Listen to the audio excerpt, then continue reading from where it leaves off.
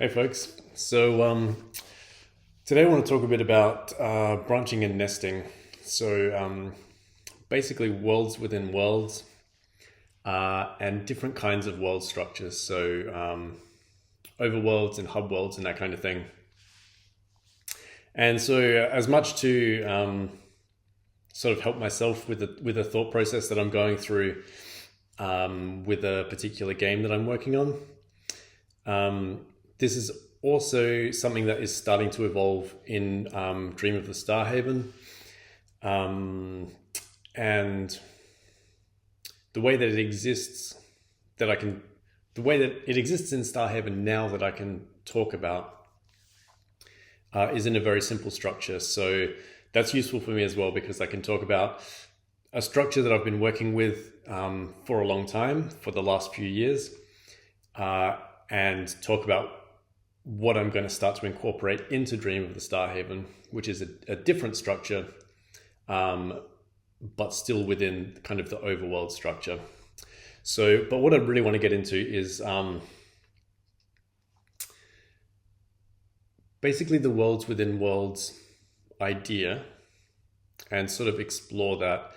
And I'm wanting to explore that from a particular game, which I'll get into in a minute, which has given me the strongest experience of that, and definitely like I'm in this art game mentality because with the Braid anniversary, that kind of conversation about art games that was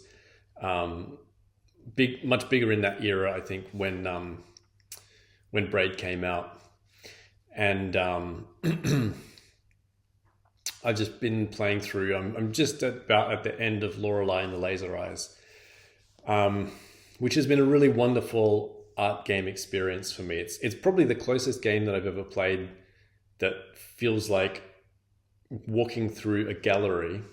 And how can I put this? Anytime that I've played a game like that wants to give you this feeling of walking through an art gallery or whatever, it's got this kind of like didactic tone. It's not directly comparable, but it's kind of like edutainment. I don't know if that kind of stuff is still around. I'm sure it must be. But when I was a kid in the 90s, there was a subgenre of software of games called edutainment, and it was kind of like dreaded. Even as a kid, you could smell like edutainment a mile away. It's like a game, but it was trying to teach you math or teach you something explicit, and it just had a terrible feeling of not being genuine. So I've had that often with not art games as such, but stuff that tries to give you a like let's bring an art gallery experience into a video game. And Lorelei just does it so gracefully. And so sort of perfectly. Not a perfect game by any means. Like no game is, but it's great. And certainly that aspect of it, I think, is really wonderful. Like playing that game and feeling like, oh man, I want to be going to art galleries and like it's tapping that part of my life on the shoulder and going, isn't this a wonderful experience? But also not trying to not be a game, not trying to emulate that, like purely it's doing that for game purposes and for like puzzle purposes, which I really like.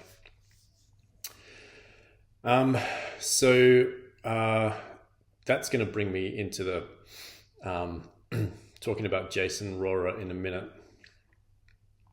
But yeah, so first I want to sort of give a bit more of an overview of like what I mean about worlds within worlds and branching and nesting structures.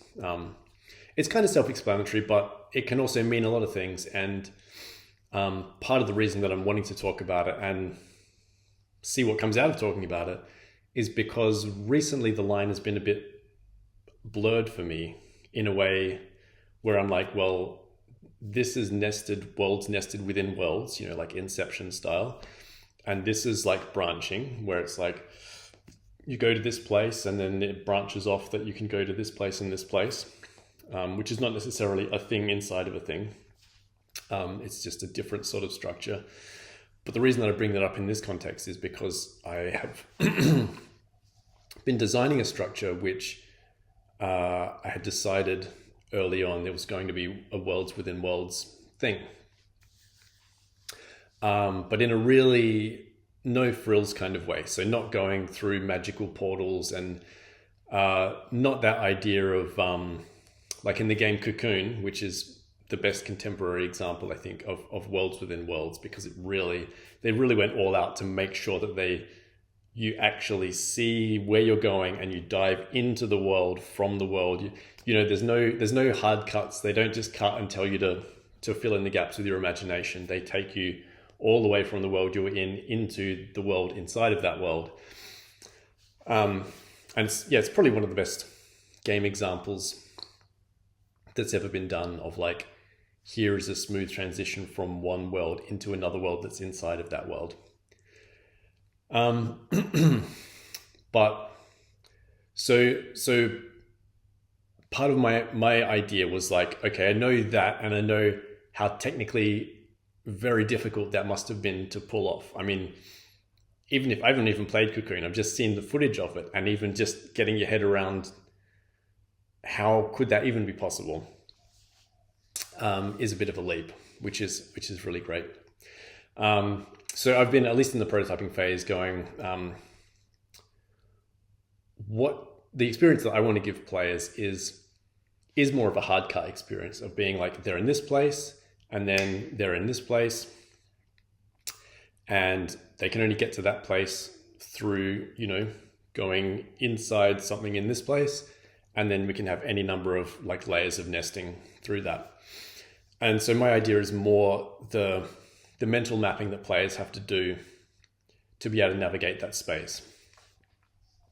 So in the prototype phase, I'm exploring whether I actually need to do explicit mapping. So at the moment, I do have like a prototype kind of node map where it shows you that this, you know, this world here, you access that through this world. And so you can see like the branches. And so that leads me on to the connection that I was talking about at the start, which is this actually branching or is it nesting? And it's both. And because I'm not doing that COCOON thing of like, you're here and now you're going inside of this world here, it kind of puts branching and nesting as like a navigational principle on equal footing. It's like, well, what is the difference then? If I can go from this like world to this world or this world, you know, like I've got branching choices. And if this world is, I'm saying to the player, this world is inside of this world because you can't reach it in any other way. So it's kind of like each world is a little sort of closed off. Conceptually speaking, it's a little closed off world from any other world, and there's only like discrete entry and exit points. So that's really interesting, and it's an interesting thing of like removing the smooth transition thing, which you know, in the history of game technology, as technology gets better and better, we fill in all those gaps where we used to just, not always, but, you know, we tend to, and this can go with bigger budgets as well. In all the places where we said to the player, now you've got to use your imagination to decide what this would look like or what this would be, or, you know, how this character would be moving when they're speaking. Like in the past, when we couldn't do that stuff, or when it was very hard to do that stuff, you know, now more and more we fill in that gap. So it's interesting to be making something where I could fill in that gap. Maybe. I mean, it would be difficult, but there would be various ways of filling in that gap to do a smooth transition from one world to go inside of another world. Like purely visually speaking at this point. But what interesting things can happen if I don't? And that's the that's that branching and nesting blurred line that I'm interested in. So part of like talking about it here is just to sort of explore my own headspace about it and my own sort of feelings about it, and find out what's important about that. Because there are definitely a lot of ways to think about it, and the idea of sort of portals in games has been explored very thoroughly through Portal, but that's really in a pretty specifically puzzle context, and so that's not really what I'm talking about here. But just the basic fact of, in the game Portal, having a portal and being able to look through it out into another portal is, easily translate to that worlds within worlds concept. If one portal was in one world and the other portal was in another world, then you're seeing through one world into another. So to me, that's a much cooler idea. But only because I'm so within the headspace in the world of mechanics-driven puzzle games. So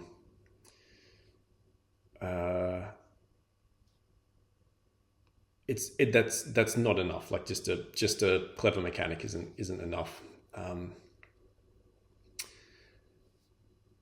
For me, anyway, I have different sort of goals than that, and to me, it's a bit of a bummer that sort of gimmicks-driven stuff can still get so much attention because, maybe 10 or 15 years ago, we went through that phase of like, and definitely, Braid and its contemporaries like kicked this off. But we went through a big sort of wave of like, you have to have a gimmick, and when you have a gimmick, everyone is going to talk about it. But indie was much more indie then, and indie publishers were not such a big thing. And a good gimmick is fine if it's a good gimmick, but if it doesn't have all the rest of the stuff around it to flesh it out, which a lot of the time these things don't, because they know that they don't need them, which is like just a market-driven thing, right? Like if you just have a good gimmick and people are going to buy it, then you don't necessarily need to create anything sort of deeper around that. But anyway, so talking about gimmicks, I guess this game is actually the game that I'm going to talk about is kind of from that phase, from that gimmick wave a little bit. But you can feel like so it's a game by Jason Rohrer, and I think pretty much everything that I've seen him do, it feels like it's coming from a much more genuine and exploratory place. But who knows? Who knows what people's inner motivations are. So the game is called Inside a Star-Filled Sky. And so Jason Rohrer is still around doing stuff. I don't really know how well known he is these days. But I know that he's been doing, 1 Hour, One Life. And I think that has a fairly large audience. But anyway, so he's still, very, very raw, like indie in a very raw kind of way. And Inside a Star-Filled Sky definitely is that. And definitely like feels like an experiment. And not because it's half-assed or anything, but because I think if I understand the game correctly, there's no way to complete it.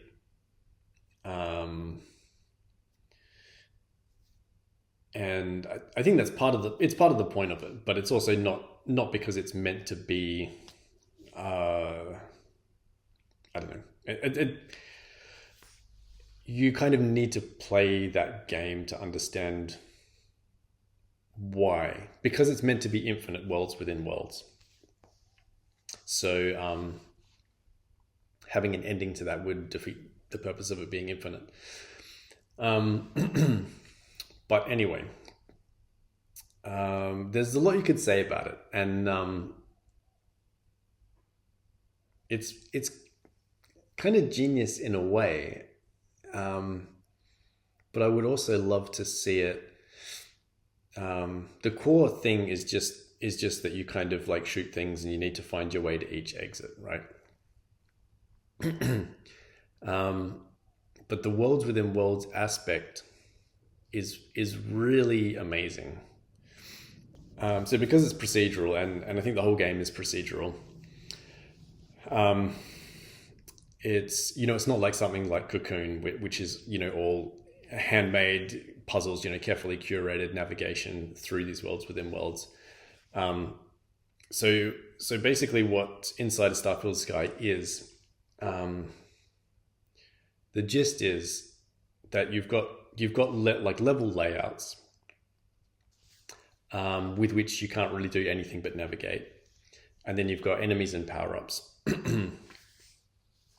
And if I remember correctly, that's all there is.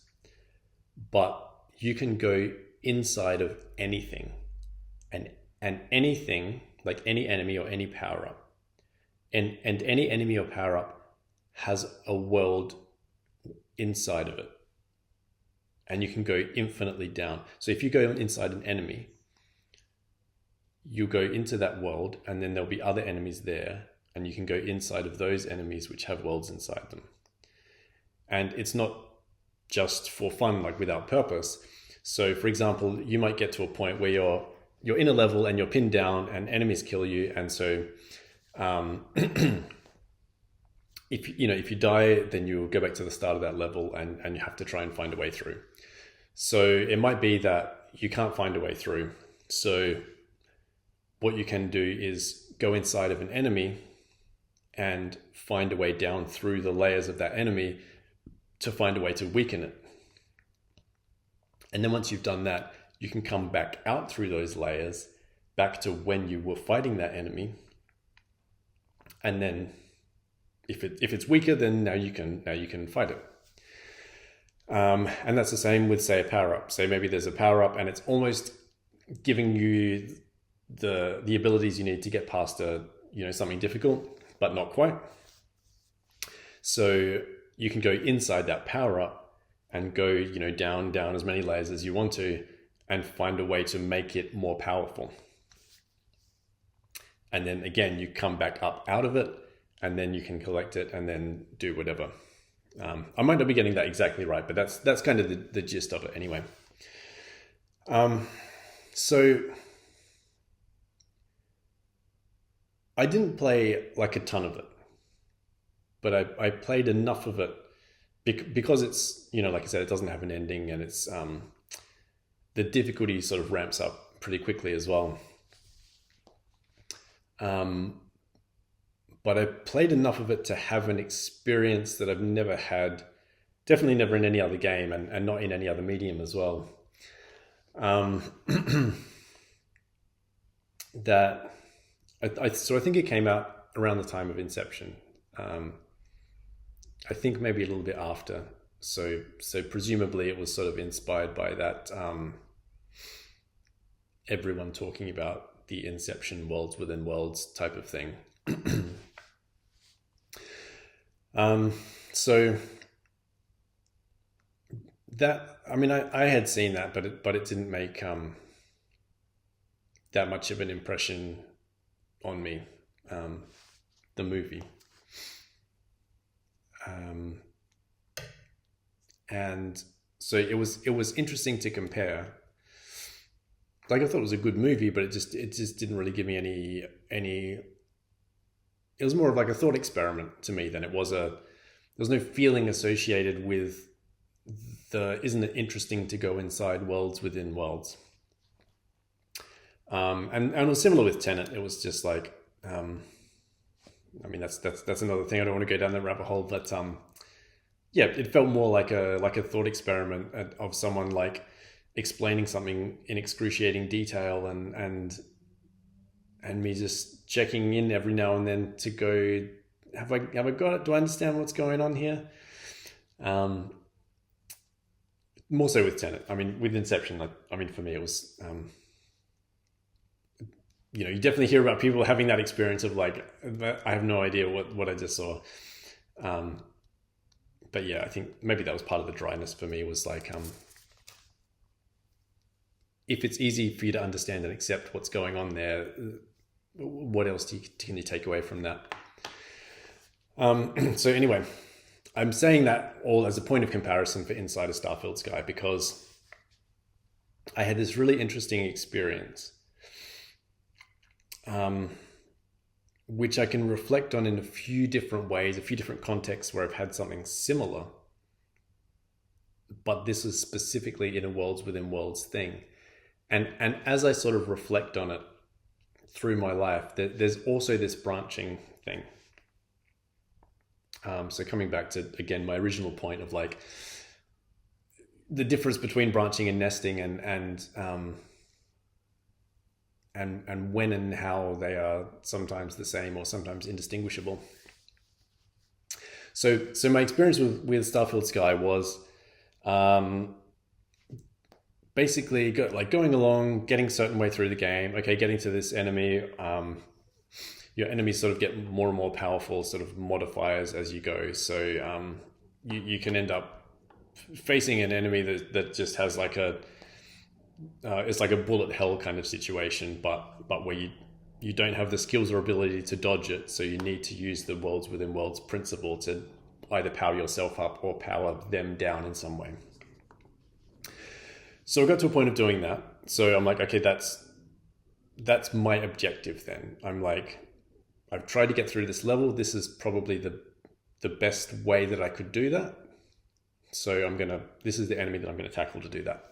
So then I go inside that world, inside that enemy, and a similar thing happens. I get to a situation where it's like, okay, this is my sub-objective within that objective from the original world that I came from. But now I'm stuck here. So now I need to do another thing of going inside, say, a power-up, and powering up that power-up. And so I'm building this hierarchy in my mind of like objectives, but the further I go, the more I'm forgetting what the original objective was. Not that I'm worried about that. I'm not even realizing that that's happening, right? Because it's like some new objective has taken my attention, and that's just what I'm focused on now. But so I got to a point of doing that where I could actually go, okay, yep, that's done, got through that thing to do that thing, and then I'm making my way back up through those layers. And that's when I had this kind of like revelatory moment of like, I had completely forgotten what my original objective was in starting to do this dive down through these worlds. But it didn't matter. It's like that objective was erased because every sub-objective that I did was in the service of that thing that I eventually got back to and was like, oh, there, I remember, you know? So that is a really interesting thing because it wasn't really a thought thing either. It was a thing of like, oh, I'm back here. Like I'm back in this place, and I did all this stuff that was really hard to do for the purpose of getting back to this place where I could solve this problem, even though I had completely forgotten what that problem was. And so I think that the thought or the feeling associated with that was something like, if there's some aspect of real life that is like that,